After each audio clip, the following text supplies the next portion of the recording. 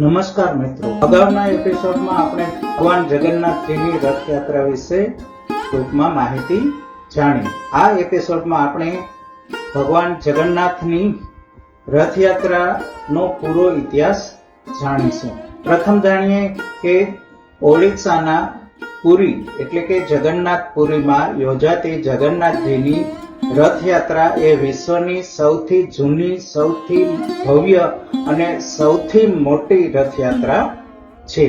આ યાત્રા સનાતન ધર્મની આસ્થાનું સર્વોચ્ચ પ્રતીક છે.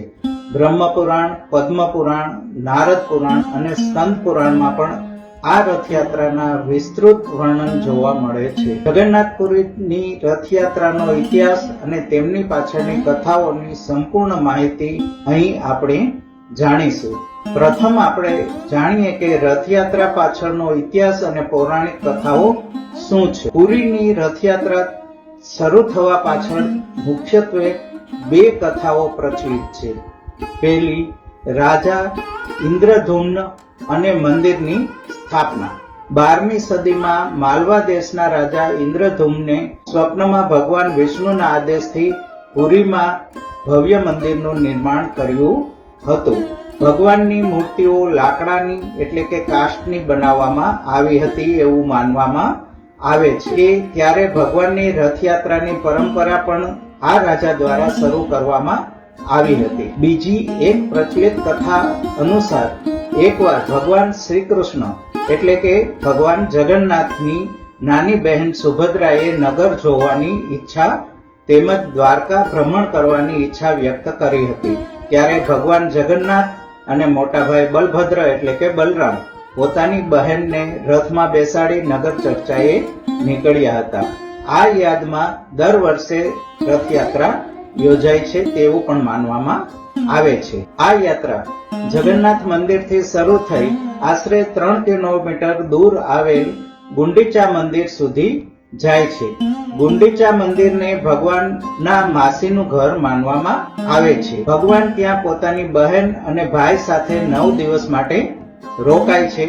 હવે આ રથયાત્રા માટે 3 રથો તૈયાર કરવામાં આવે છે. આ ત્રણેય રથોની વિશેષતાઓ શું છે તે આપણે અહીં જાણીશું. પુરીની સૌથી મોટી ખાસિયત એ છે કે ત્યાં દર વર્ષે અખાત્રીજ એટલે કે અક્ષય તૃતીયા ના દિવસથી લીમડાના પવિત્ર લાકડામાંથી તદ્દન નવા રથ બનાવવામાં આવે છે. આ રથો બનાવવામાં એક પણ લોખંડની ખીલી કે સ્ક્રૂનો ઉપયોગ થતો નથી. પ્રથમ રથ ભગવાન જગન્નાથનો રથ, તેનું નામ નંદીઘોષ છે. આ રથ સૌથી મોટો હોય છે.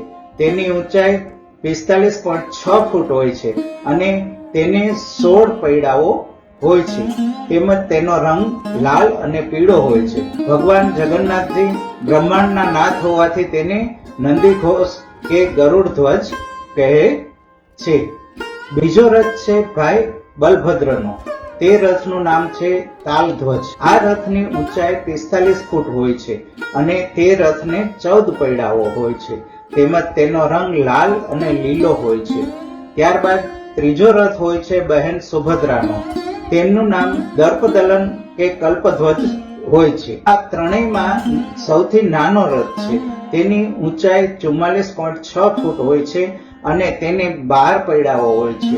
તેમજ આ રથનો રંગ લાલ અને કાળો હોય છે. યાત્રામાં સૌથી આગળ બલભદ્રજીનો રથ, વચ્ચે સુભદ્રાજીનો રથ અને છેલ્લે ભગવાન જગન્નાથજીનો રથ હોય છે.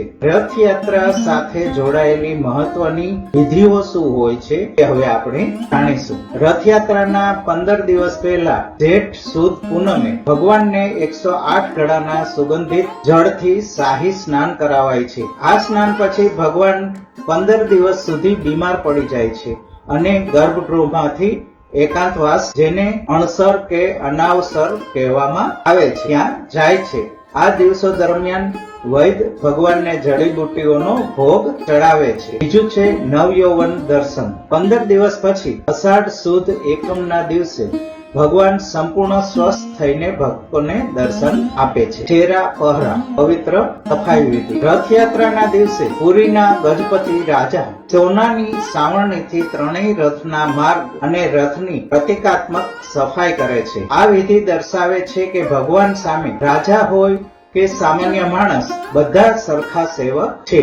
પહાંડી વિધિ. ભક્તો અને સાધુ સંતો દ્વારા પવિત્ર મંત્રોચ્ચાર અને શંખનાદ વચ્ચે ભગવાનની મૂર્તિઓને ગર્ભગૃહમાંથી લાવી રથમાં બિરાજમાન કરવામાં આવે છે, જેને પહાંડી કહેવામાં આવે છે. ત્યાર પછી આવે છે બહુડા યાત્રા એટલે કે પરત યાત્રા. ભગવાન 9 દિવસ સુધી ગુંડીચા મંદિરમાં માસીને ઘરે રોકાયા પછી અષાઢ સુદ દસમના દિવસે ફરીથી રથમાં બેસી પોતાના મૂળ મંદિરે પરત ફરે છે. આ પરત ફરવાની યાત્રાને બહુડા યાત્રા તરીકે ઓળખવામાં આવે છે. અષાઢી બીજનું સામાજિક અને વિશ્વવ્યાપી મહત્વ જાણીશું. પ્રથમ છે સમાનતાનો સંદેશ. સામાન્ય દિવસોમાં પુરીના જગન્નાથ મંદિરમાં બિન હિન્દુઓ કે વિદેશીઓને પ્રવેશ મળતો નથી, પરંતુ રથયાત્રાના દિવસે ભગવાન પોતે ગર્ભગૃહમાંથી બહાર આવીને રસ્તા પર પધારે છે, જેથી નાત, જાત, ધર્મ કે વર્ણના ભેદભાવ વગર સમગ્ર સૃષ્ટિના લોકો તેમના દર્શન કરી શકે. બીજું છે રથ ખેંચવાનું પુણ્ય. એવું માનવામાં આવે છે કે જે વ્યક્તિ શ્રદ્ધાપૂર્વક રથનું દોરડું ખેંચે છે અથવા રથના દર્શન કરે છે, તેને 100 યજ્ઞ કરવા જેટલું પુણ્ય મળે છે અને તે જીવન મરણના ફેરામાંથી મુક્ત થઈ અને મોક્ષ મેળવે છે. જગન્નાથજીના રથને ખેંચતો લાખો લોકોનો અવિરત અને શક્તિશાળી જનસેલાબ જોઈ અને અંગ્રેજી ભાષામાં એક શબ્દ આવ્યો, જગરનોટ, જેનો અર્થ થાય છે કે એક પ્રચંડ અને પ્રભાવશાળી શક્તિ જેને રોકવી અશક્ય હોય. આમ પુરીની જગન્નાથ રથયાત્રા એ માત્ર ધાર્મિક ઉત્સવ નથી, પરંતુ એ માનવતા, ભક્તિ અને આધ્યાત્મિકતાનો જીવંત મહોત્સવ છે. આ હતી ભગવાન શ્રી જગન્નાથજીની રથયાત્રાનું મહાત્મ્ય. મિત્રો, આશા છે કે તમને જગન્નાથપુરીની રથયાત્રા અને અષાઢી બીજનું મહત્વ સમજવામાં આ વિડીયો ઉપયોગી થયો હશે. જો વિડીયો ગમ્યો હોય તો લાઈક કરજો અને તમારા પરિવાર અને મિત્રો સાથે શેર પણ કરજો. અને આવી ધાર્મિક, ઐતિહાસિક અને જ્ઞાનવર્ધક માહિતીઓ મેળવવા માટે અમારી ચેનલ બિલ્ડિંગ પ્લાનિંગ આઈડિયાને જરૂરથી સબસ્ક્રાઇબ કરજો. અંત સુધી જોડાયેલ રહેવા બદલ આપનો ખૂબ ખૂબ આભાર. પ્રેમથી બોલો જય જગન્નાથ.